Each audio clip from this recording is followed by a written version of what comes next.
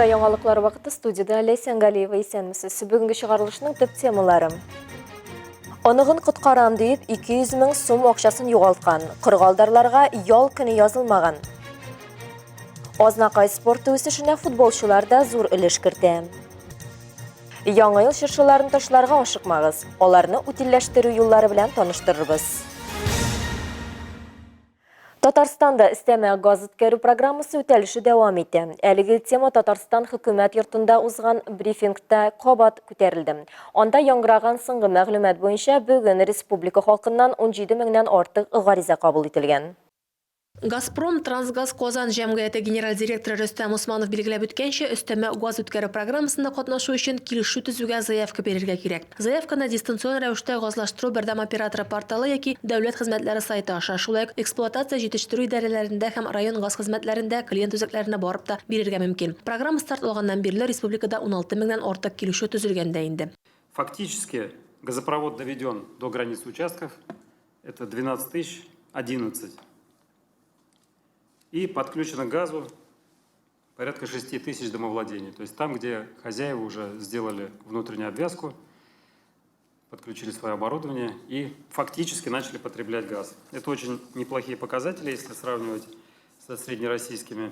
Быелдан башлап программа татарстанлыларның йортларына гына түгел, ә мәгариф һәм медицина учреждениеләренә дә кагыла башлады. Бу хакта республика сәнәгать һәм сәүдә министры урынбасары Марат Минебаев хәбәр итте. У нас вот в эту программу будут включаться 36 объектов совместно с коллегами у «Газпром Трансгаз Казань». Эту программу тоже мы сейчас время корректируем. И по школам, детским садам тоже будут включаться у нас пока в настоящий момент 22 объекта, которые также подлежат подключению газа без привлечения средств собственников этих объектов. Өстәмә газ үткәрү программасы газ үткәргечне ул булган бистәләрдәге участок шикләренә бушлай җиткерүне күздә тота. Шул ук вакытта участок эчендә газ үткәрү һәм газ җиһазларын урнаштыру милекчеләр хисабына башкарыла. Программа Россия президенты Владимир Путин указы нигезендә башланып китте. Әлмәт районы бу программага иң беренче һәм актив булып килеп кергән районнарның беренчесе булды. Экологлар әлмәтлеләрне чыршыларны дөрес үтилләштерергә чакыра. Аларны һәр вакыттагыча мал азыгына җибәрәчәкләр. Моны ничек дөрес эшләргә кирәклеген Алия Бәйрәмалова белеште. Яңа ел бәйрәмнәреннән соң урамда бик күп коелган һәм сары чыршылар барлыкка килә. Аларны шүп контейнерлары янында, подъездда яки урамда күрергә була. Бу проблеманы чишү усулы инде табылган. Норат һәм чыршы кыйммәтле витамин чыганагы булып тора. Аларда, мисал өчен, бета-кератин күп. Шуңа күрә ылысны мал туарга ошатырга мөмкин. Моннан тыш, аны авыл хуҗалыгында туфрак өчен ашлама ясарга яки корткычларга каршы көрәштә кулланалар. Менә инде берничә ел рәттән Әлмәттә аларны махсус җыеп утилләштерәләр. Чыршыларны җыю шәһәр ишегалларында урнашкан контейнерлар мәйданчыкларында оештырылган. Аларны шүп контейнерлары янына чыгарырга һәм аерым күч итеп җыярга гына кирәк. Их экосервис будет забирать отдельно, будет отдельно у себя на базе складировать. Так, после того, как необходимое количество соберется, они погрузят на большую машину и увезут в совхоз для корма животным. Шулай ук агачлар компакт булсын һәм ишегаллары шүпләнмәсен өчен аларны бау белән бәйләргә кушалар. Очень большая просьба для всех жителей, ко всем жителям от нас. Елки все-таки очищать от игрушек всяких, от проводов, от лент, потому что это может навредить животному. Экологлар әйтүенчә, икенчел куллану экологияны сакларга мөмкинлек бирәчәк һәм агачлар җибәргән хайваннарга файда китерәчәк. Алия Бәйрәмалова, Диана Юдина, Рафаэль Сайфин, Яңалыклар вакыты, Лучший Әлмәт телекомпаниясе. Берәүләр фатирларын чистартса, юл хезмәтләре урамнар чисталыгы өчен борчыла. Колабыз урамнары пөхтә, юллары киң булсын өчен 31 декабрьдән 9 гыйнварга кадәр Әлмәт шәһәр автоюллары идарәсе тарафыннан 370 берәмлек техника кар чыгарыла һәм 232 эшче җәлеп ителә. Барлыгы яңа ел ялларында колабыз урамнары һәм ишегаллары 14 меңнән артык кубометр кардан арынган. Әлмәт шәһәр автомобиль юллары идарәсе директоры Илсур Сәлимгәрәев үзләренчә, салкыннар булу сәбәпле бүген юл хезмәте игътибары башлыча агымдагы сорауларны хәл итүгә юнәлдерелгән. Бәйрәмнәр ял итү өчен сәбәп түгел, кыргалдарлар да шулай уйлый булып чыкты.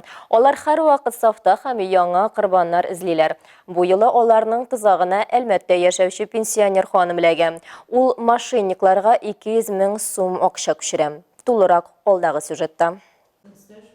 Әлмәттә яшәүче 88 яшьлек пенсионер ханым полициягә мөрәҗәгать итә һәм мошенниклык факты турында хәбәр итә. Хатын-кыз юл транспорт һәлакәте булган кызын коткарырга теләгән аңлата. Кыргалдарларның инде таныш схемасы буенча хатын-кызга билгесез кеше шалтыратып, үзен ханымның кызы булуын аңлата. Елаудан сөйләшә алмавын сәбәп итеп, кыз телефон трубкасын прокурор ярдәмчесенә бирә. Анысы үз чиратында юл транспорт һәлакәте турында сөйли. Анда пенсионер кызының гаепле булуын һәм курьер аша 1 миллион сум акча бирүен таләп итә. Әлеге команда шул кадәр килештереп уйный ки, пенсионер ханым хәлнең дөрес булуына ишекләнми дә. Булышырга теләп шалтыратучыга 200 мең сум гына булуын аңлата. Прокурор бу суммага риза була. Берникадәр вакыттан соң курьер килеп, акчаны алып та китә.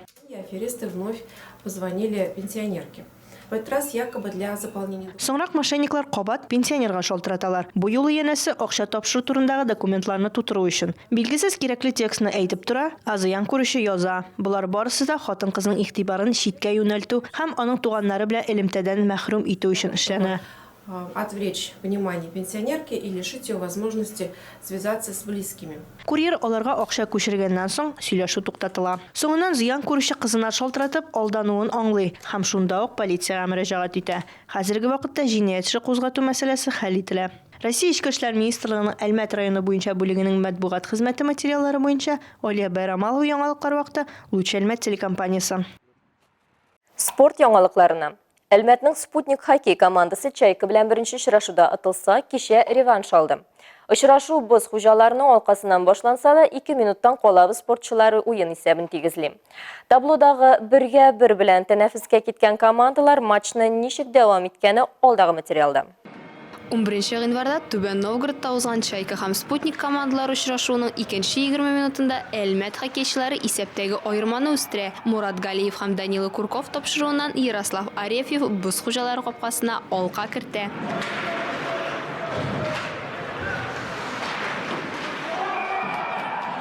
Алга таба дисциплинар штраф алып Спутник Матвей Говорковсыз уйный һәм Чайка тигезлек урнаштыра. Уенның 3-нче өлешендә исәп 2-3 була, ә Чайка капкачысын алыштырып чыга.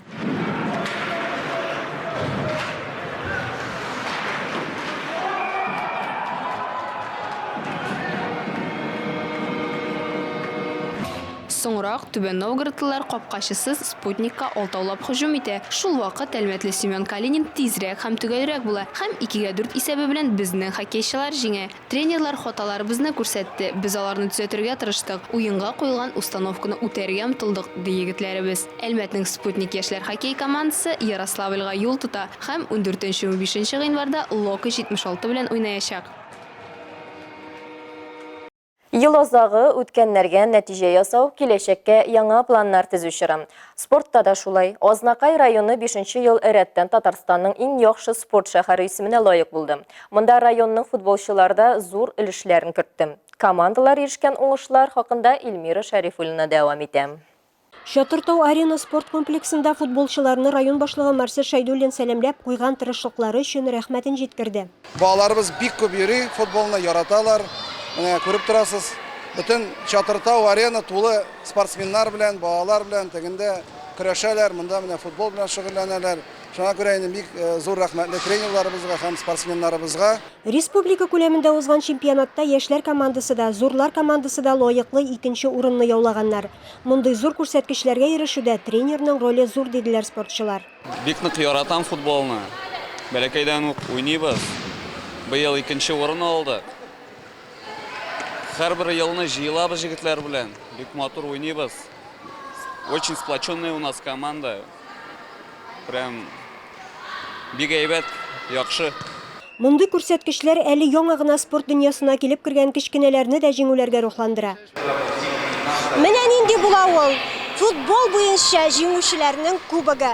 Әлеге кубокны 2-нче урынны алган өчен Азнакай командасына тапшыралар. Без менә республикада 2-нче лига дигән турнир республиканский, шунда катнашабыз. Анда быел менә 8 команда арасында без 2-нче урын алдык инде. Анда Чаллы командалары, тагын Соба командалары, Нижнекамск командалары күп районнардан бар инде командалар. Мондый тренер һәм уенчылар белән Азнакайлылар киләчәктә дә җиңүләргә омтыла. Илмира Шәрифуллина, Рөстәм Акбаров, яңалыклар вакыты, Луч Әлмәт телекомпаниясе. Бүгінгі шығарылышта шулар еді. Мен Лейсан Галиева һәм монтаж операторы Алия Бейрамалова сезнең белән сау булышабыз. Исән сау булыгыз.